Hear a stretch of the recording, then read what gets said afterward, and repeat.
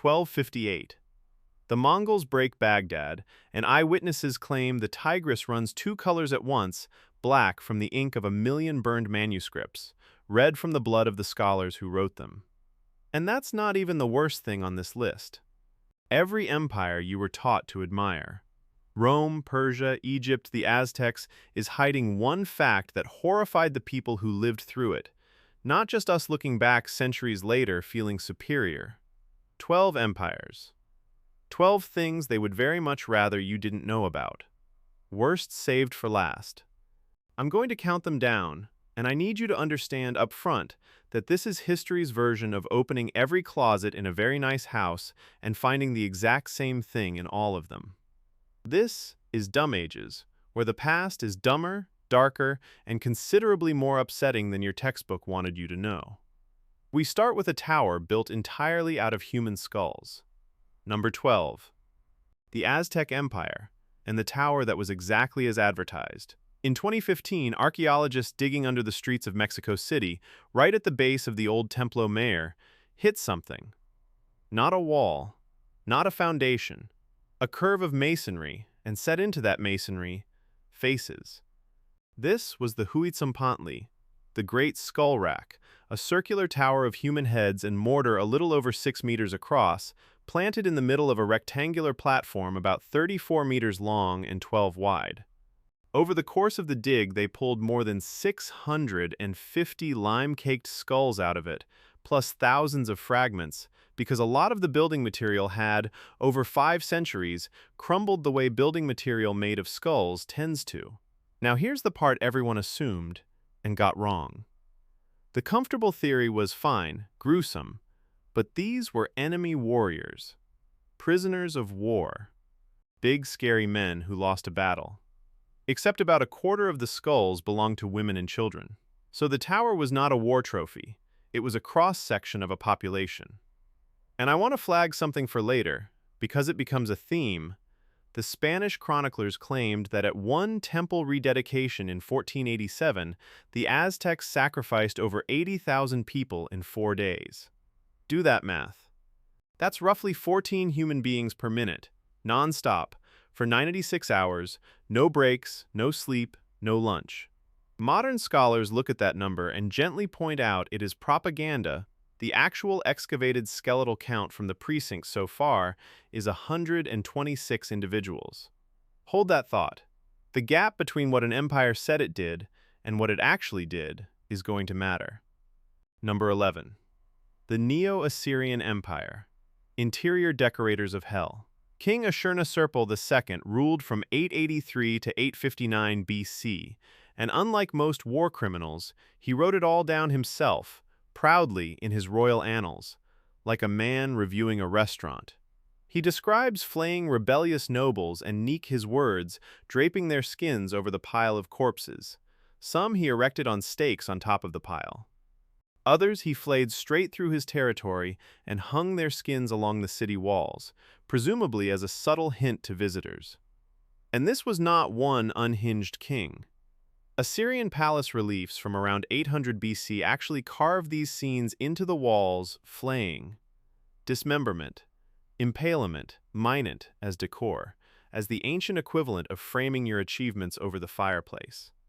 Later kings kept the tradition going. Sargon II bragged about piercing prisoners' lips and running a cord through them to lead them like livestock. And the impalement scholars reconstructed as worse than the cartoon version. Not a quick spike. The reconstruction has them driving a sharpened stake up under a living person's rib cage and then standing it upright in the ground. So that gravity did the rest, slowly, over hours, as the stake worked its way towards something vital. The Assyrians looked at that and thought, yes, put that on the wall. Guests should see this. Number 10. Early dynastic Egypt and the world's worst group project. We picture pharaohs buried alone with gold and cats. But at Abydos, around 3100 to 2900 BC, the first dynasty kings did not go into the afterlife by themselves. They took the staff. King Jair's tomb complex held roughly 318 retainers inside the tomb, plus another 269 in graves clustered around it, over 500 people who went into the ground so their boss wouldn't have to fetch his own beer in eternity. King Jet had about 174 at Abydos and 62 more at Saqqara. King Den's burial involved around 230 people who all died at the same time. That phrase, Sekif died at the same time, is doing enormous work, and archaeologists have argued about the how. Physical anthropologist Nancy Lovell found pinkish staining on the teeth of some of these skeletons, the kind you'd expect from strangulation, where the spike in blood pressure bursts blood cells right in the tooth. Archaeologist Matthew Adams countered that there's no trauma on the bones at all, so maybe it was poison a quieter exit. Either way, the genuinely eerie footnote is that this practice, taking your entire household to the grave, simply stopped. By the end of the First Dynasty, it had vanished, as though even ancient Egypt looked around and quietly agreed, yeah, let's not. Number 9. Sparta, the only civilization to formally declare war on its own laundry service. The Spartan economy ran on the Helots, a huge enslaved population that did all the farming so that Spartans could focus on their personality. And the Spartans were outnumbered and knew it. So according to Plutarch, in his Life of Lycurgus, every single year the Spartan magistrates, the ephors, would officially declare war on the Helots. Not metaphorically, as a legal instrument.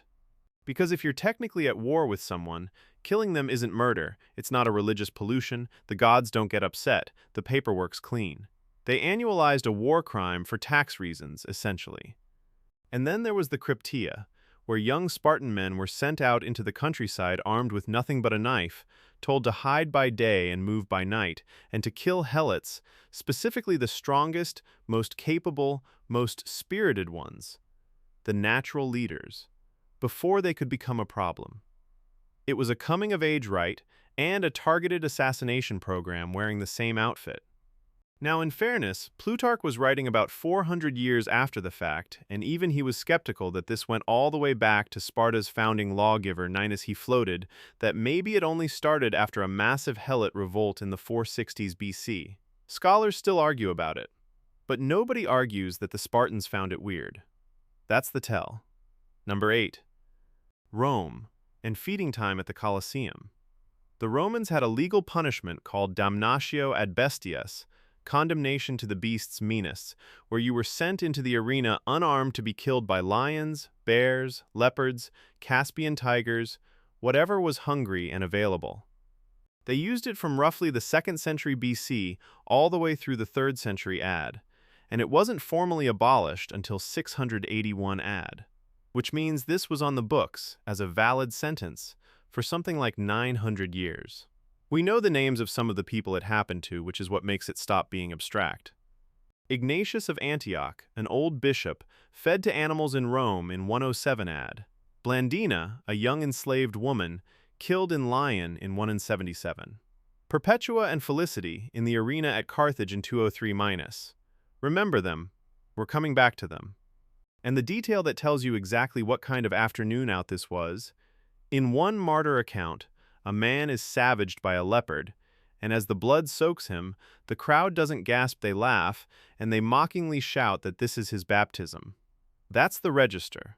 Not horror. Comedy. Somebody in that stadium was eating a snack. Number 7. The Inca Empire, and the children they left on the mountain. The Inca practiced capacocha ritual sacrifices carried out at high-altitude shrines on the summits of the Andes, and the victims were children and young women. On the peaks of the Ampido and Sarasara volcanoes, researchers recovered 4 naturally mummified children, all girls, aged between 8 and 14. And because the cold, dry, thin air up there preserves everything, skin, organs, clothing, meanness, for over 500 years, modern scientists could put these girls through SICT scanners. What the scans showed was blunt force trauma as a cause of death. And in one case, something that had never been confirmed before, deliberate handling of the body after death, with stones and fragments of textile packed inside the abdominal cavity. Somebody carried a child up a mountain into air so hostile it turns a corpse into a permanent artifact, and did that. The altitude that made it a sacred, isolated place is the exact same reason we can still, today, see her face. Number 6. Qin and the tomb that was designed to eat its own builders. Qin Shi Huang, first emperor of a unified China, spent an estimated 38 years and over 700,000 laborers building his tomb complex, the same project that gave us the famous terracotta army, that silent buried legion. Enormous undertaking. Generations of workers who knew every corridor, every trap, every treasure, every secret way in. Which was, according to the historian Sima Qian, precisely the problem. So when the emperor was finally sealed inside, the account says the inner gate was shut, and then the outer gate was lowered and sealed too, with the artisans and workers still between them.